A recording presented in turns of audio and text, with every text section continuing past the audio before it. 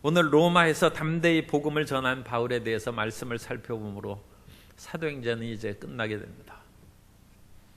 사도행전이 끝난 후에는 어떤 것을 하면 좋겠습니까?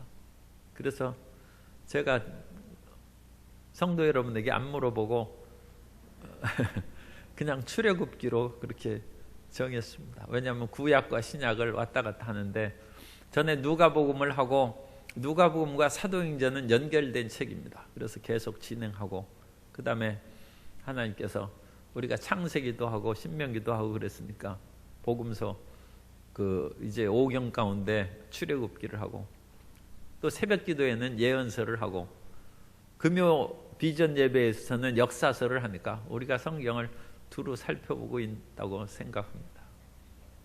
그래서 출애굽기를 통한 하나님의 생동적인 구원의 역사를 우리가 또한 체험하게 될 것입니다. 사도행전이 28장으로 끝나는데 오늘 기도하는 권사님도 그와 같이 그 사도행전이 끝나지 않은 역사를 우리에게 맡긴 신사도행전을 얘기했는데 그 사도행전의 그 모든 말씀은 28장으로 끝나면서 또 우리에게 그 목적을 위임한 그 사건, 그 상황이 오늘 말씀 속에서 우리가 살펴보고자 하는 주된 목적입니다.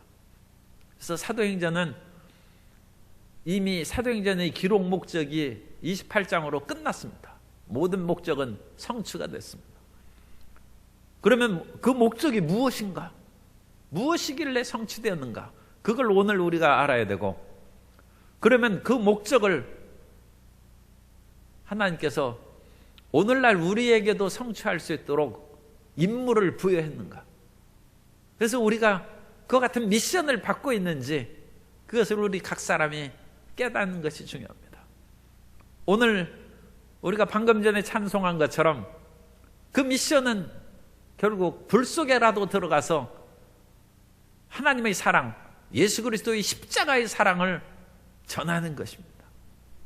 전하는 것이고 사도 바울은 감옥에 그 로마에서 일종의 가택연금입니다. 그것은 감옥에서는 머무르지 않았고 그 속에서도 하나님의 나라를 끊임없이 전파했다.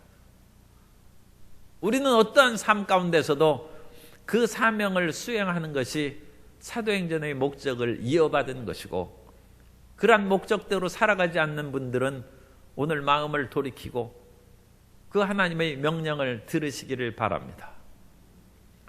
사도 바울이 이제 누가와 다른 일행과 함께 로마에 도착했습니다. 그리고 로마에서 군인들이 사는 그런 막사에 수감되거나 다른 어떤 감옥에 들어가지 아니하고 자유롭게 살아갈 수 있도록 허락을 받았어요. 그래서 새 집을 얻었어요. 로마도 제국의 수도인데 이 전셋값이 만만치 않았을 텐데 옛날 고대 로마의 건축도 아파트가 있습니다.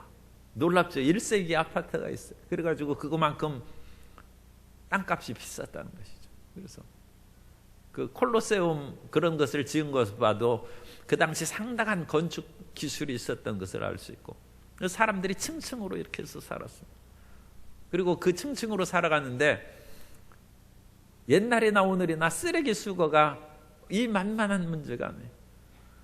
그래가지고 이 불량한 몇 층 위에 사는 사람들이 그냥 쓰레기를 밖에 내버렸어요. 그래가지고 이 길거리를 다니기가 아주 어려웠다.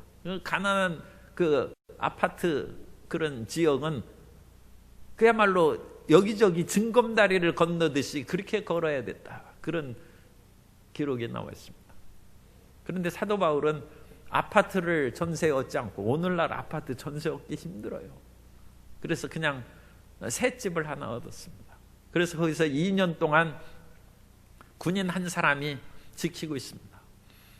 그리고 사도 바울은 가택연금 상태로 그 쇠사슬에 묶인 채로 그 집에 밖으로 나가지는 못하고 자기에게 오는 사람들은 로마에서 제재를 하지 않았습니다. 원래 그 죄수들은 군인 2명이 지키는 것이 로마 법입니다. 그런데 한 사람만 놔뒀다는 것은 그만큼 사도 바울을 신뢰했다는 것이고 이 사람은 도망갈 사람이 아니라는 것입니다. 그러나 어쨌든 법적으로 지금 재판받는 중이니까 완전히 무죄 판결이 날 때까지는 군인이 거기에서 이제 지키고, 사도 바울은 쇠사슬에 묶인 채로 그 집에서 있고, 모든 사람들은 자유롭게 만날 수 있는 그런 아주 그 편리한, 어쨌든 상당히 우호적인 오늘날 용어로는 미결수라고 해야 되나요? 그런 상황을 지내고 있었다. 그런데 사도 바울이 여독이 풀리기도 전에 사흘이 되자 로마에 있는 유대인들, 이 로마는 제국의 수도이니까 유대인들이 안 간 적이 없습니다. 이미 주전 8세기 그런 때부터, 북이스라엘 왕국이 멸망한 후부터 유대인들이 흩어지기 시작했어요. 그 대표적인 유대인이 그때는 유대인이라고 하면 안 되고 이스라엘 사람입니다. 유대인이라는 것은 유다 사람이라는 뜻입니다. 그러니까 이스라엘은 북왕국이 멸망한 후에 남왕국 유다의 어느 면으로는 통합됐고, 그 다음에 유다가 망함으로 온 이제 백성들이 망하고 흩어지는 것이죠. 그래서 그 다음에 돌아온 사람들은 이스라엘 사람이라고 부르지 않고 유대인이라고 이제 부른 것입니다. 어쨌든 간에 북왕국이 멸망했을 때부터 흩어지기 시작했으니까 어마어마한 그 사람들이 디아스포라죠. 로마에 안 갔을 리가 없습니다. 그래서 그 로마에도 10사람의 성인 남자가 있으면 회당을 세우는 것이 유대인입니다. 그래서 그 유대인들이 회당에서 또 하나님의 말씀을 가르치고 자기들이 그런 전통적인 조상의 관습을 따라 살도록 그것을 인도하고 있었으니까 그런 지도자들을 사도 바울이 초청을 했어요. 그리고 자기 셋집에 그분들을 모셔놓고 자기 상황을 이제 설명합니다. 내가 지금 로마에 와서 쇠사슬에 묶여 있고 재판을 받고 있는 중인데, 그 재판을 받는다고 해서 내가 죄 있는 것은 아니다. 나는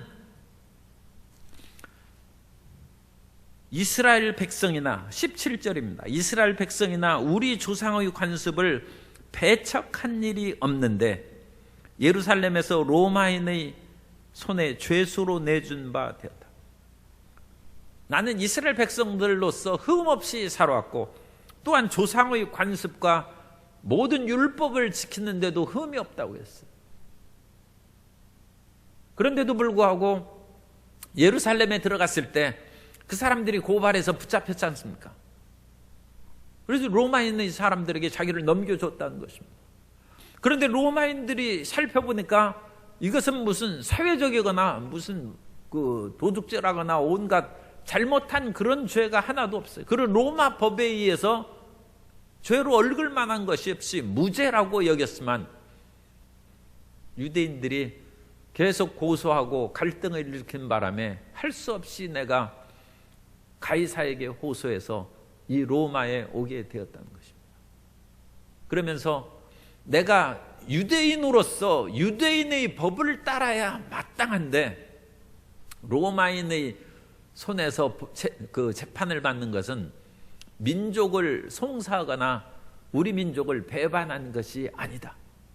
나는 유대 나라와 유대 민족을 사랑한다. 이제 그 얘기입니다. 사실 사도 바울이 유대 민족을 얼마나 사랑하고 동족을 사랑하는 마음을 가졌는지 로마서 9장 1절 이하에 보면, 내가 그리스도 안에서 참말을 하고 거짓말을 아니하노라. 나에게 큰 근심이 있는 것과 마음에 그치지 않는 고통이 있는 것을 내 양심이 성령 안에서 나와 더불어 증언하노니, 나의 형제 곧 고륙의 친척을 위하여 내 자신이 저주를 받아 그리스도에게서 끊어질지라도 원하는 바로라. 민족의 복음화를 위해서 내가 그리스도에게서 끊어질지라도 복음 증거하고 그들을 구원받기 위해서 힘쓴다는 것입니다. 사도 바울이 로마서 8장에서 얘기한 것처럼 이 세상의 어떤 것도 그리스도의 사랑에서 우리를 끊을 수 없습니다. 그런데도 불구하고 이런 과격한 아주 심한 표현을 한 것은 그만큼 민족을 사랑하고 나라를 위해서 내가 헌신하고 있다는 것을 강력하게 얘기합니다. 그런 이제 강조를 통해서 다른 사람들에게 신뢰감을 주는 것이죠. 사실 우리가 살아가면서 나라와 민족을 위해서 열심히 일하고 충성을 다한다는 생각을 갖기가 참 쉽지 않습니다. 그런데 이 나라에서도 여전히 그와 같이 국가의 그런 근본적인 재산을 해외에 유출하거나 이 우리나라에서 개발된 축적된 노하우를 그와 같이 다른 기업에, 해외 기업에 팔아먹는 것이죠. 팔아먹는 것이나 또는 쉽게는 우리나라의 고유의 그런 문화재라든지 유물을 몰래 해외에 반출해서 판다든지, 그런 것은 나라가 없는 사람이죠. 우리가 이완용을 을사오적이라고 하고 매국노라고 하는 것은 그 사람은 나라에 대한 생각이 없어요. 민족에 대한 그런 사랑과 애착이 없어요. 원래 그분은 가난한 집의 그런 자제였는데 자기 이제 친척인 서울의 안국동에 사는 그런 대갓집으로 양자로 들어왔어요. 그 당시에 안국동, 가회동 그런 지역은 양반 중에서 상양반이 사는 곳입니다. 그 남산골 셀림은 돈 없는 일종의 몰락한 양반이 남산에서 살고, 그 지역은 바로 궁전이 가까운 것이기 때문에 그 지역에 살고 있는 사람의 양반으로 들어와서 공부를 했어요. 얼마나 재주가 있고 비상한지 25살에 문과에 급제했어요. 그리고 나서 미국 유학 갔습니다. 그 사람은 친미파였어요, 원래. 그러다가 돌아와서 보니까 러시아가, 일본과 러시아와 중국의 세력 속에서 러시아가 힘을 그르니까 이제 러시아파를 편을 들었어요. 친러파가 됐어요.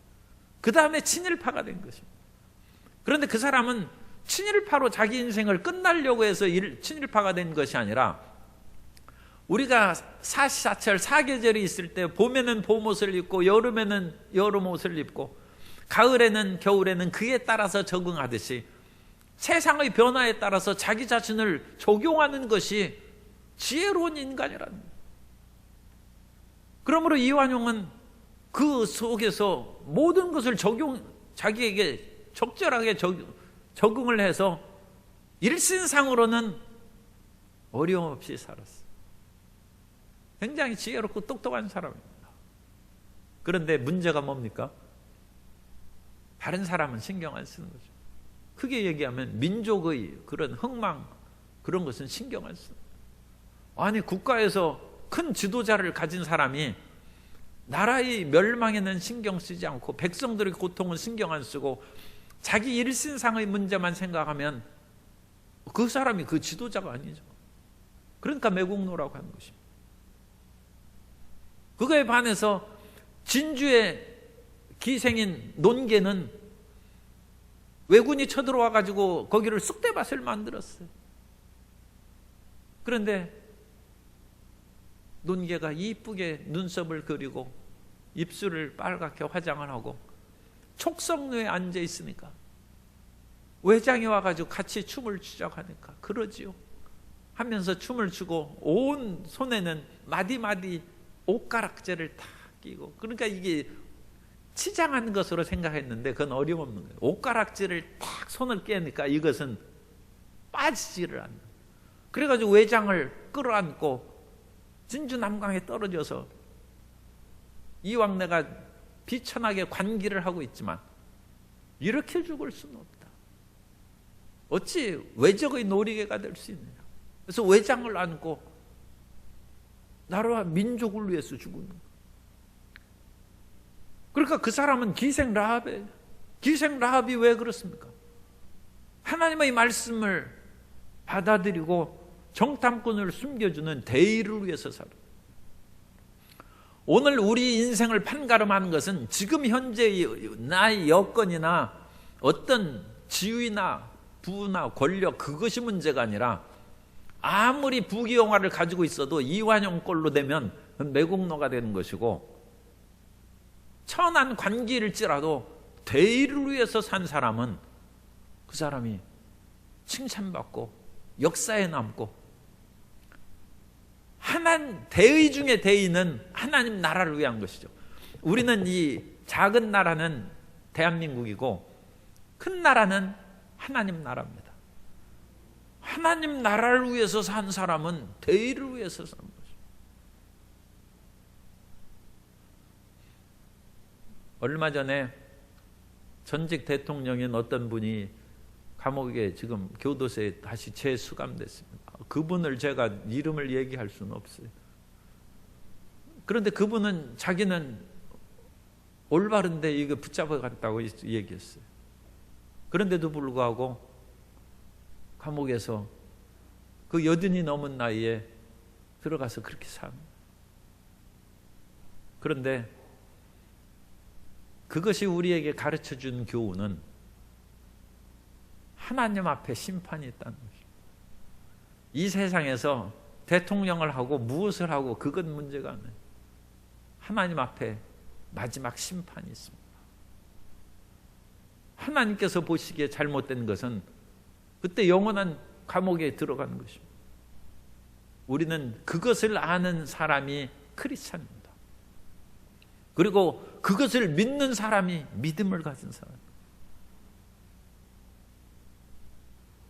그러므로 사도 바울은 자기가 지금 얽매인 그런 것들은 눈에 보이지도 않아요. 이건 지푸라기 같은 거예요. 지금 눈에 보이는 쇠사슬은 자기의 영혼을 못 묶습니다.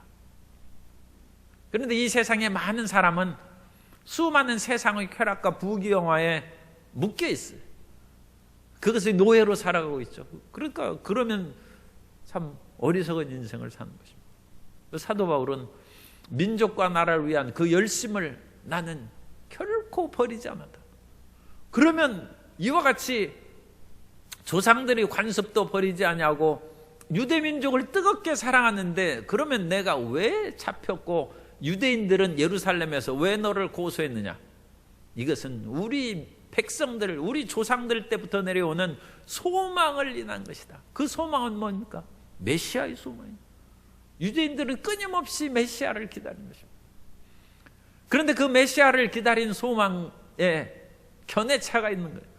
유대인들은 로마의 제국에서 세상의 모든 압제에서 벗어나는 메시아를 기다렸고 사도 바울은 죄악을 해결해 주신 메시아를 자기가 믿었고 예수님께서는 죄악의 문제를 해결해 주셨고 그 죄가 없이 한 그 모든 백성들에게 약속의 성령을 보내주셨다는 것입니다. 그러므로 예수님은 틀림없는 메시아라는 것입니다. 그래서 십자가에 못 박은 그 예수를 증거하고 십자가에서 못 박혀 죽고 부활하신 예수님을 증거하고 너희가 십자가에 못 박은 나사렛 예수가 그분이 곧 우리가 조상 때부터 기다리는 소망이요 그리스도라고 얘기하니까 유대인들은 그 말이 안 된다는 거예요. 로마에서 우리를 압제해서 건져내지 않은 그 십자가에 죽은 메시아는 그 메시아로 인정할 수 없다. 그것 때문에 결국 유대인들과 충돌이 생긴 것이다. 그래서 일단 이 지금 말씀드린 것은 사도 바울이 지금 얘기하지는 않았고 내가 소망을 위해서 매인 것이다. 그렇게 이제 거기까지만 얘기했어요. 그랬더니 유대 이제 초청된 지도자들이 우리는 너에 대해서 어떤 편지 받은 것도 없고 사전에 어떤 너가 잘못된 것이라는 그런 얘기를 들은 것도 없다. 그러므로 한번 어떤 상황인지 자세히 우리가 듣기를 원한다 해서 나를 잡았어요. 나를 잡고 그 다음에 23절에 보니까 그들이 날짜를 정하고 그가 유숙하는 집에 많이 오매. 그래가지고 이제 처음에는 유대 지도자들을 중심으로 일부 사람들만 왔죠. 그런데 이날에는 이제 많이 왔어요. 많이 왔어요. 그러자 바울이 아침부터 저녁까지 강론하여 사도 바울도 아침부터 저녁까지 오랜 시간 동안 그것을 상세히 얘기했는데 그 당시 성경은 구약 성경 분이 없죠. 그러니까 이 구약 성경을 가지고 하나님의 나라를 증언하고 모세의 율법과 선지자의 말을 가지고 그러니까 성경을 가지고 했다는 것입니다. 그 당시 구약 성경을 가지고 예수에 대하여 권하더라. 구약에서는 예수님에 대한 직접적인 언급이 없습니다. 그러니까 구약에서는 예수 그리스도에 대한 예언적이고 그 예표론, 그림자와 같은 그런 말씀만 나와 있지 직접 나사렛 예수에 대한 언급은 없어요. 그런데 사도 바울은 모세의 율법과 선지자의 글 속에 나타난 예수님에 대하여 얘기했다. 소위 기독론적인 해석입니다. 구약 성경을 읽는 여러 가지 해석 방법이 있는데 사도 바울은 구약을 지금 예수 그리스도를 통해서 구약을 해석해주고 그것을 설명하는 것입니다. 오늘날 유대인들도 구약 성경을 읽습니다. 그런데도 그 사람들은 예수 그리스도 중심으로 성경을 읽지 않기 때문에 예수님을 믿지 않고 모릅니다. 우리는 이사야 53장을 우리가 읽으면서 예수님께서 상함은 우리의 허물 때문이요, 그가 찔림은 우리의 죄악 때문이라, 그가 징계를 받음으로 우리가 평화를 누리고 저가 채찍에 맞음으로 우리가 나음을 입었다. 그것이 예수님께서 우리의 허물과 죄를 위하여 십자가에 달리고 모진 채찍을 맞음으로 우리는 나음을 입었다, 예수님과 연결시켜서 대속의 은혜를 생각하는데 유대인들은 그렇게 안 믿고 그것을 어떤 이전의 선지자의 어떤 고난이라든지 또는 앞으로 올 어떤 그런 하나님의 종들이 대신 고난을 받는 것으로 그렇게 생각함으로써 예수님과 연결을 안 시킨다는 것입니다. 그러나 사도 바울은 여기에서 이사야 53장을 사도 바울이 말씀했는지 그건 알 수 없습니다. 그러나 구약에 숨어있는 그 수많은 예수 그리스도에 대한 증언, 우리가 크리스마스 때에는 항상 한 아기가 우리에게 태어났고 주신 바 되었다, 예수님의 탄생에 대한 것이죠. 그런 것을 비롯해서 사도 바울은 이 구약에 나타난 그 모든 말씀을 통하여 예수님에서 증거하니까 이 사람들이 거부 반응이 생겼어요.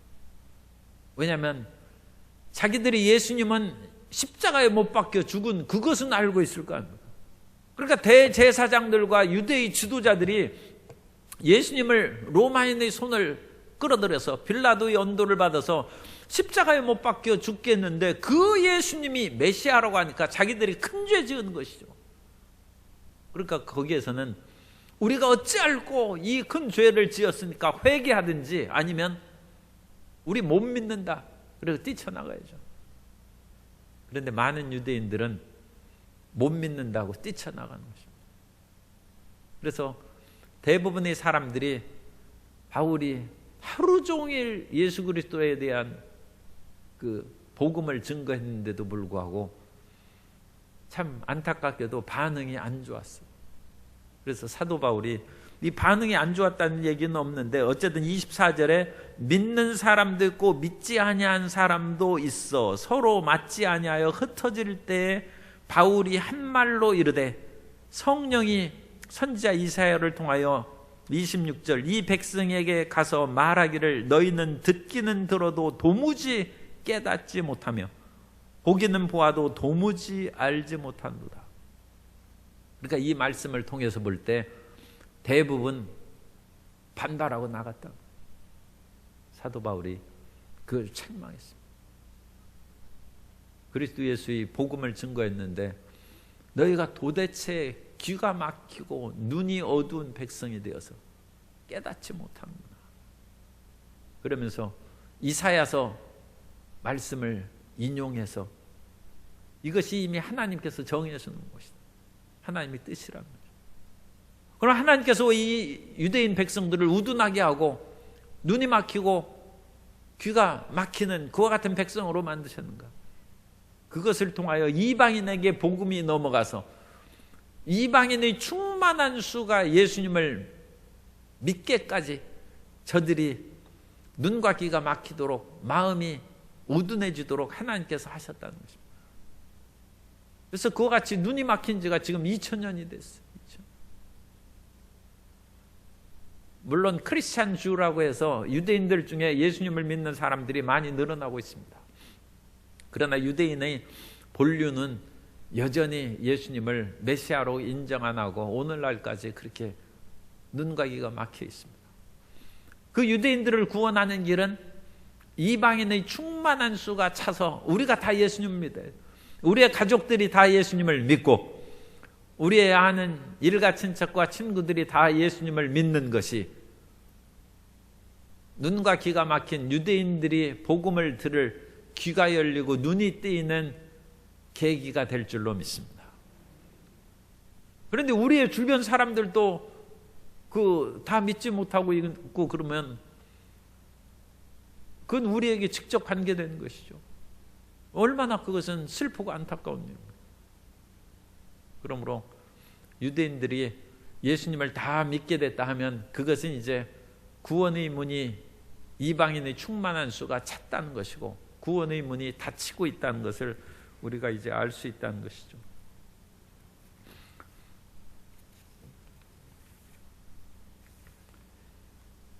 사도 바울이 로마서 11장 25절 이하에 형제들아 너희가 스스로 지혜 있다 하면서 이 신비를 너희가 모르기를 내가 원하지 아니하노니 이 신비는 이방인의 충만한 수가 들어오기까지 이스라엘의 더러는 우둔하게 된 것이라. 그리하여 온 이스라엘이 구원을 받으리라.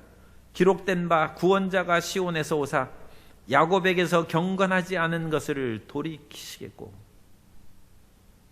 그래서 이 하나님의 섭리대로 그 모든 것이 진행되고 있습니다. 진행되고 있는데 이방인의 충만한 수가 채워지도록 우리가 열심을 내고 하나님의 뜻이 온 유대인과 이방인들에게 임하사 구원의 역사가 완성되기를 힘쓰고 기도하고 전진해 나아가야 될 줄로 믿습니다. 그래서 유대인들은 여기에서도 넘어졌어요. 유대인들 갔습니다. 그리고 나서도 그 28절에 그런즉 이 구원, 하나님의 이 구원이 이방인에게로 보내어진 줄 알라. 그들은 그것을 들으리라 하더라 하면서 30절에 바울이 온 이태를 자기 셋집에 머물면서 자기에게 오는 사람을 다 영접하고, 그러니까 28절과 30절을 연결시켜 볼 때 유대인들은 다 갔지 않습니까? 그리고 이 듣는 사람은 이방인일 것이다 하고 28절에 말하고 30절에 자기 집에 오는 사람이라고 했으니까 이 사람들은 이방인들입니다. 이방인들이, 유대인들은 이제 떠나갔어요. 그리고 이방인들이 몰려와서 사도 바울이 복음을 듣고 그 사람들은 다 예수님을 이제 믿게 됐다는 것입니다. 여기서 29절이 없는데 왜 29절을 만들었느냐? 성경에 다른 사본에는 있습니다. 다른 사본에는 29절이 있는데 이 사본들이 수없이 많이 있어요.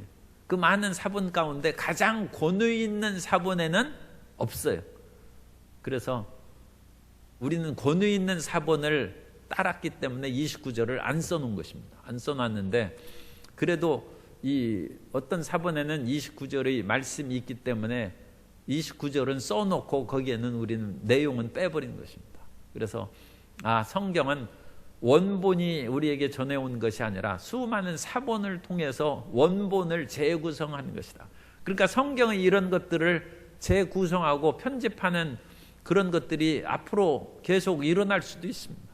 그러니까 그런 점에 있어서는 성경이 조금 더 문자라든지 이런 구절이 바뀌어질 수 있어요. 그러나 예수 그리스도의 구원에 관한 진리는 그것은 바뀔 수가 없죠. 이런 구절이 하나 있고 없고 하는 그것이 그런 예수 그리스도의 구속 사역에 대한 큰 문제는 아닙니다. 우리가 성경을 이해하는데 좀 더 편하다든지 아니면 더 자세히 알 수 있는 그런 정도에 이제 그치는 것입니다. 어쨌든 사도 바울이 자기에게 오는 이방인들에게 끊임없이 복음을 증거했어요.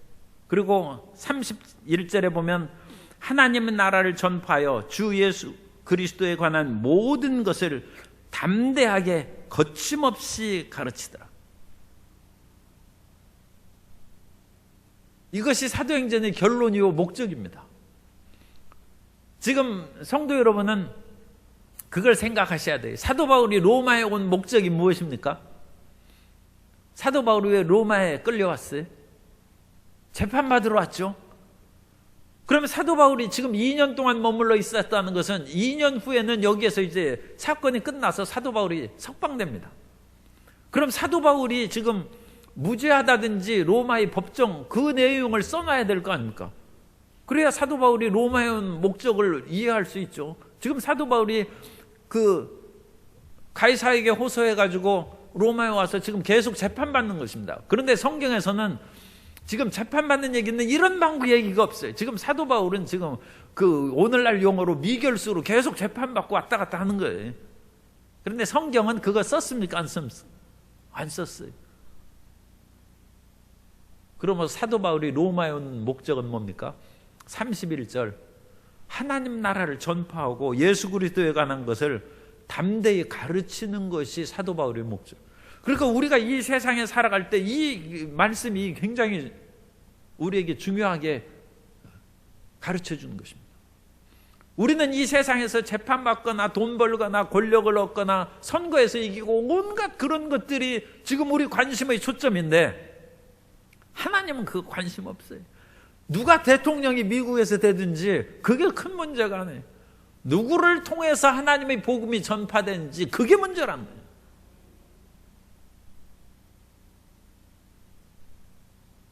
사도 바울이 자유를 얻고 출세하든지 그게 문제가 아니에요. 우리는 사도 바울이 지금 하루속히 석방되는 것이 관심을 가질 수 있는데 그게 문제가 아니라 석방된 후에 복음 전파하는 것이 오히려 적어진다면 오히려 사도 바울이 셋집에 살면서 그리스도에서의 복음을 증거하는 것이 더 중요하다.